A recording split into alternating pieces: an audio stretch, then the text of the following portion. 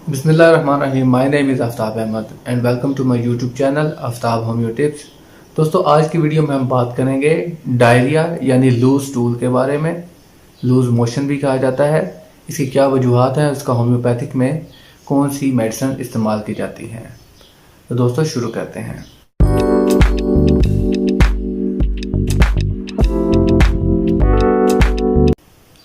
Diarrhoea दोस्तों एक condition है जिसमें आप इंसान की बॉडी से वाटरी स्टूल यानी पास होते हैं। लूज मोशन की शक्ल में, पानी की शक्ल में पखाना खारिज होता है और उसका जिस्म से बहुत ज़्यादा नमकियात और खारिज होती हैं इसके साथ, जिसकी वजह से बहुत ही कमज़ोरी पैदा होती है। और समटाइम्स ये कंडीशन एक हफ्ते या कुछ दिनों तक रहती है, लेकिन कुछ केसेस में ये कंडीशन महीनों तक चल सकती है। उसे क्रॉनिक डायरिया भी कहा जाता है। तो दोस्तों इसके लिए इसकी वजूहात क्या है कि जब हम किसी गंदी जगह से खाना खाते हैं या पानी पीते हैं जिसके अंदर बैक्टीरिया या वायरल इन्फेक्शन है या पैरासाइट्स हैं जो कि हमारे खुराक के ज़रिए हमारे जिस्म में दाखिल होते हैं, तो बॉडी के अंदर वो हमारा बाउल सिस्टम को, डाइजेस्टिव सिस्टम को डिस्टर्ब कर देते हैं, जिसकी वजह से डायरिया लाहक होता है।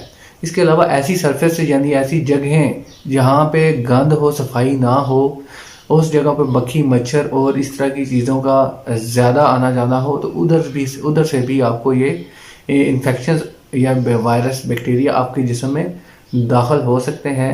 तो इसके लिए दोस्तों सफाई का ख़ास ख्याल रखें, साफ़ पानी पिएं, उबाल के पानी पिएं और साफ़ सुथरा खाना इस्तेमाल करें। तो दोस्तों इसके लिए जो होम्योपैथी मेडिसिन है वो तो बेशुमार हैं, लेकिन उनमें से 4 ऐसी मेडिसिन जो कि टॉप ग्रेडेड हैं होम्योपैथिक में डायरिया को क्योर करने के लिए या लूज मोशन को क्योर करने के लिए, उनका आज हम यहाँ पे जिक्र करते हैं। तो दोस्तों सबसे पहली मेडिसिन है आर्सेनिकम एल्बम। आर्सेनिकम एल्बम दोस्तों बहुत ही एक इफेक्टिव होम्योपैथिक मेडिसिन है डायरिया के लिए, जिनमें ख़ास तौर पे जिन लोगों में थोड़े थोड़े पानी की प्यास पाई जाती है, उसमें बेचैनी पाई जाती है, रेस्टलेस पाई जाती है और लूज स्टूल के साथ साथ कॉन्स्टिपेशन का मसला भी पाया जाता है। तो उस सूरत में दोस्तों आर्सेनिकम एल्बम बहुत ही अच्छा काम करती है। इसके साथ साथ दोस्तों दूसरी मेडिसिन है पोडोफाइलम।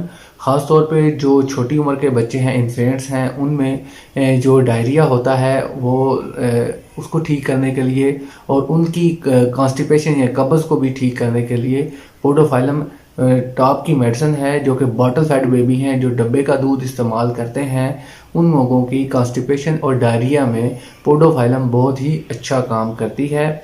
और इसके साथ साथ दोस्तों तीसरी मेडिसिन है अर्जेंटम नाइट्रिकम। जिन लोगों के अंदर लूज स्टूल का मसला है, वो वाटरी येलोइश स्टूल डिस्चार्ज होता है, उसके साथ साथ म्यूकस खारिज होता है, तो उस सूरत में दोस्तों अर्जेंटम नाइट्रिकम जो कि बहुत अच्छा काम करती है। इसमें मैदे के अंदर तेजाबियत और स्टूल पास करते हुए जलन और दर्द का एहसास होता है। उस सूरत में ये मेडिसिन मैदे के अमराज में बहुत अच्छा काम करती है। दोस्तों इसको भी 30 पोटेंसी में दिन में 3 बार लेना है। और अर्जेंटम नाइट्रिकम की एक और गाइडिंग सिम्टम ये है कि इसमें स्ट्रेस की वजह से, डिप्रेशन की वजह से डायरिया हो जाता है। जिन लोगों को सदमा होता है समटाइम उन लोगों में ये देखने को मिलता है कि उनको उसकी वजह से लूज मोशन लग गए हैं और स्ट्रेस के आते ही, परेशानी के आते ही उनका पेट ख़राब हो जाता है। तो उस सूरत में दोस्तों अर्जेंटम नाइट्रिकम बहुत ही इफेक्टिव होम्योपैथिक मेडिसिन है।